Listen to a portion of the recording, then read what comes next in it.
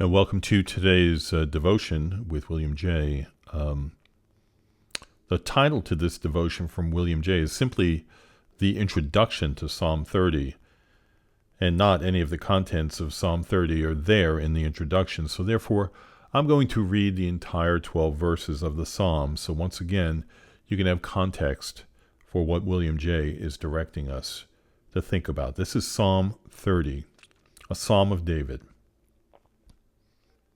I will extol you, O Lord, for you have drawn me up, and have not let my foes rejoice over me. O Lord my God, I cried to you for help, and you have healed me. O Lord, you have brought up my soul from Sheol. You restored me to life from among those who go down to the pit. Sing praises to the Lord, O you his saints, and give thanks to his holy name. For his anger is but for a moment, and his favor is for a lifetime. Weeping may tarry for the night, but joy comes with the morning. As for me, I said in my prosperity, I shall never be moved.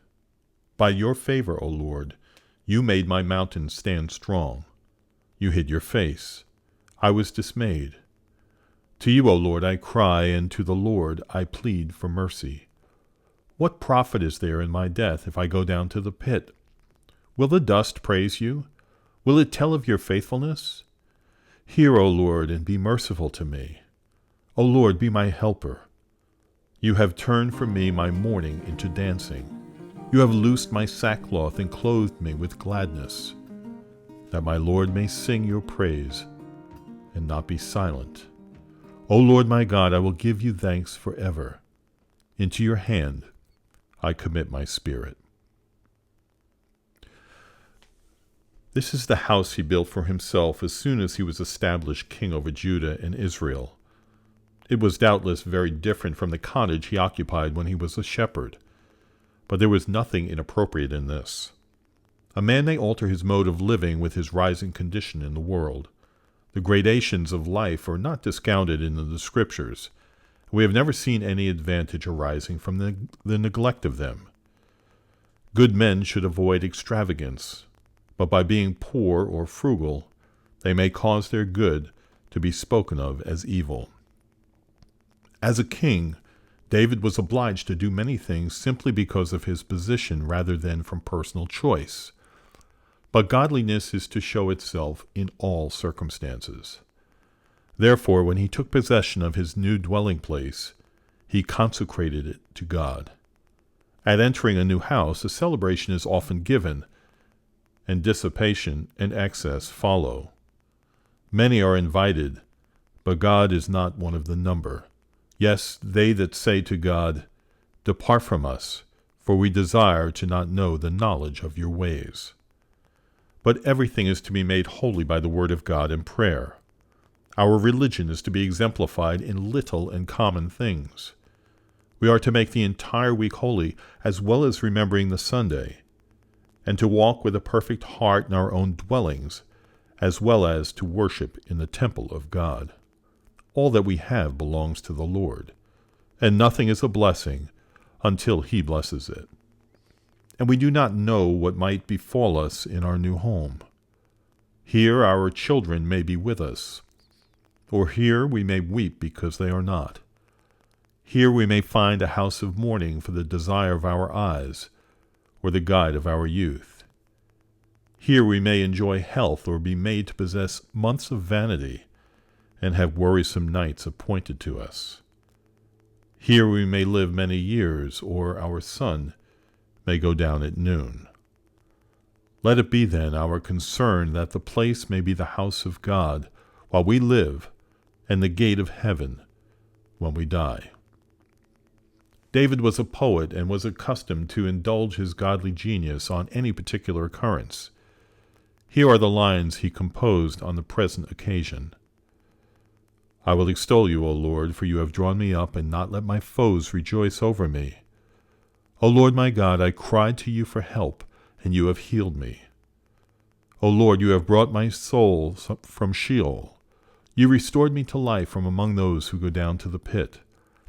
Sing praises to the Lord, O you his saints, and give thanks to his holy name. For his anger is but for a moment, and his favor is for a lifetime. Weeping may tarry for the night, but joy comes with the morning. All we notice here is that previous to his occupying this fine mansion, he had been suffering under a dangerous disease. For kings are as mortal as their subjects, and exposed to the same evils of life.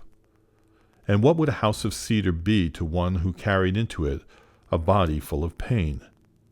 But God had recovered him speedily, and while renewed health enabled him to enjoy the blessings of providence, divine grace taught him to value life as a privilege for religious purposes, prolonging his opportunities to glorify God and serve his generation according to God's will.